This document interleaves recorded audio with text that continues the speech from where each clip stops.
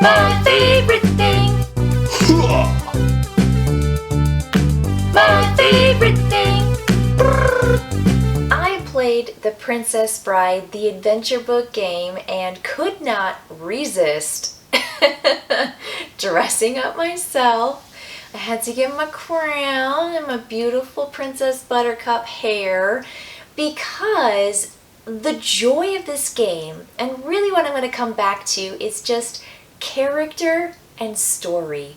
And I absolutely think that The Princess Bride, the adventure book game, really offers that and then some. So if you are fans of The Princess Bride, if you're familiar with the lore, this is for you. That just period, full stop, because each chapter really replicates the phases that the movie goes through in this adventure, in this journey, and it does so using really clever mechanics and an easy, straightforward to learn style. So it's not that hard, it's not inaccessible, it's just delightful.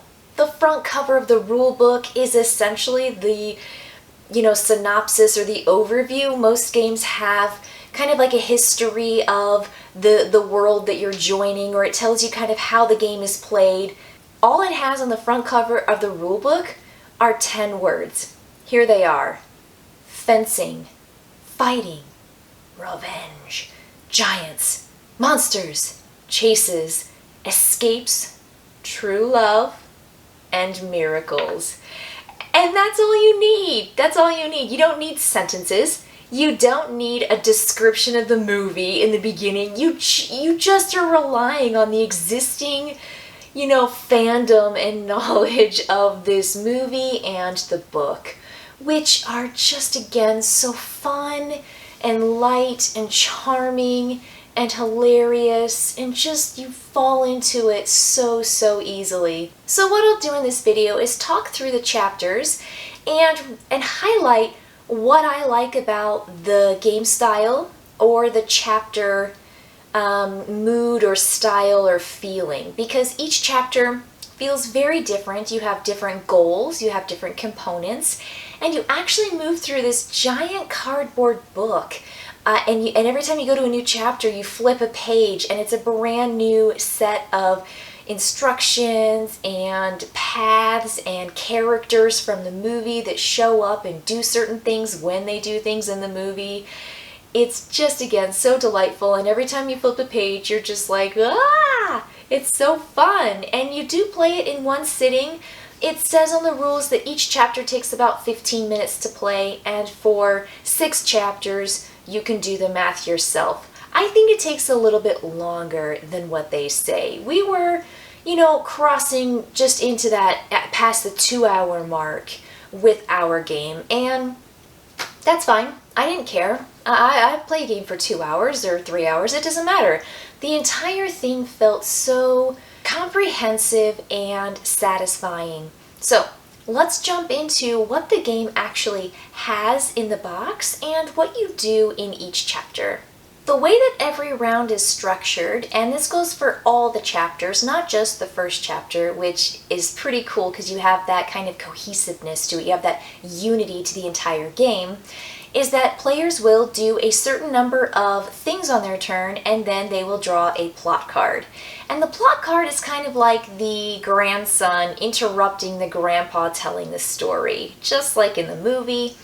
And so everyone's working together to accomplish particular challenges that are listed on the right side of your chapter board. There are always chapter rules that tell you how to kind of play and what your overall goal is. And there's also a plot table that tells you exactly how to resolve the plot cards when you flip those over at the end of your turn. The board itself, where you actually play your characters, it's just different for every chapter, and again, I really like that. I think it's clever and fun and just so immersive. You're in the story and you see the language used, you see the quotes from the movie that the characters say, you see just the locations that they visit on this adventure, on this journey, and again, it's just so on point. Players will move characters, they will play cards from their hand, and there are different kinds of cards that you'll play. Some are special, and there are basic cards with symbols that you need to actually discard to complete challenges. And challenges might have specific requirements as well. So after you do all of that, you draw that plot card and it flips over, and then you're going to check your plot rules to see exactly how you execute it. So the game is always working against you just a little bit to throw you off, give you an extra challenge, or add the element of time pressure to it. Because there is a clock, the clock just works as plot cards that come after every player takes their turn.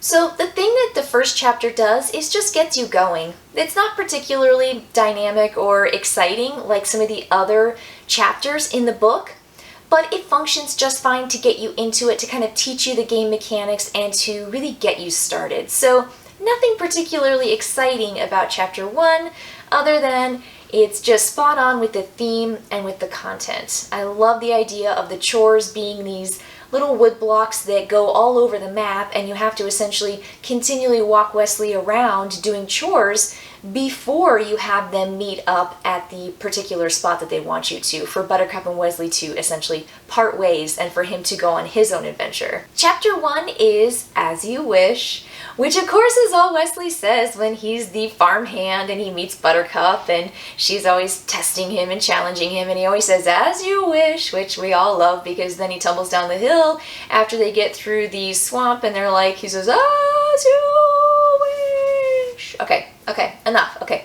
But chapter 2 is Escape by Sea, and this is when everyone's on the ship and they're being followed by this second ship that's keeping pace with them and gaining on them as they approach the cliffs of insanity.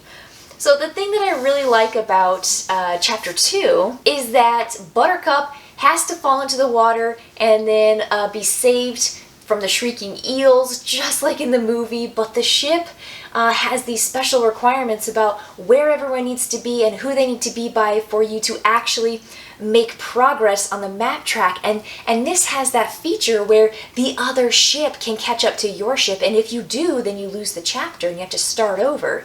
And so you never want the other ship to catch up with your ship, so you're trying to stay ahead of it, but you're also having to do so many other challenges at the same time that are all in the movie. We all know who's on this ship with Princess Buttercup. It's Fezzik, Vizzini, and Inigo. And so they are trying to get to those cliffs of insanity because there's a ship behind them. We all know who's in the ship. It's Wesley, right? It's Dread Pirate Roberts. But we don't know that just yet. So, moving on to chapter 3, the Cliffs of Insanity. So with the Cliffs of Insanity, you literally have to climb up the cliffs, and then you have to work your way through the ruins, past where Vizzini has his chess match with Wesley, down into the ravine. And guess who shows up? Prince Humperdinck, of course, because he is chasing this ragtag team who's all chasing Wesley and Buttercup. So you've got this time tracker, Prince Humperdinck, essentially chasing you, and you have to race up the cliffs, race around the corner, down the ravine. Again, it's just so exciting. I think this was the closest we got to being caught, because we were just like one turn right before the end, and we got there. We finished the challenge, and it was just so exciting and so fun, and it was great to see a new character show up because that's exactly what he does. He's chasing. Phenomenal. I love it. Okay, so moving on to chapter 4, you probably know exactly what it is. It is the fire swamp. Right? We've got the rouses, rodents of unusual size, and you are trying to navigate this swamp. With the challenges, it had a lot. I was really surprised at how challenging chapter 4 was. We had the Dread Pirate Roberts, Flame Spurts, Lightning Sand, defeat the rouses, because of course he's going to get stuck in quicksand too, and you've got to get Princess Buttercup and Wesley all the way through the map, and you randomly put out all of the different hazards and all of the different features that they have to avoid. And it was just so exciting and fun, and I can imagine everybody taking this on in a very different way. Unlike the previous round where you had to literally follow a linear path and just outrun Prince Humperdinck, here there are a lot of ways to get to the other side of the fire swamp it just depends on where all those tokens go, because you randomly place them, and what happens when you draw those plot cards, which can really change up the game. Gosh, Chapter 5 has a lot going on, and it kind of all happens in the same space because we're approaching where Princess Buttercup is being held captive. So we are trying to get to Miracle Max. We are trying to revive the Man in Black. We are trying to pound down the door. We're trying to collect everybody, get Inigo back, and just, gather everybody at the gates so that we can enter the castle. Meanwhile, you have the aisle where Princess Buttercup is walking down the aisle with Prince Humperdinck, and there are the words from the movie. I love it. I can hear it. It's just so fun. And they walk closer and closer and closer. And so you're racing around as a team trying to gather everybody and trying to save Wesley from To the Pain. It's just so fun. So then finally we are inside the castle. This is Chapter 6. Have fun storming the castle. While you're in the castle, you are trying to do an assortment of things. Now this is where I think this game gets really hard. We had to play twice, and you get a second chance to play a chapter. So if you fail at any point in the game, you start over the chapter where you failed and you keep playing, and you essentially get one time to fail.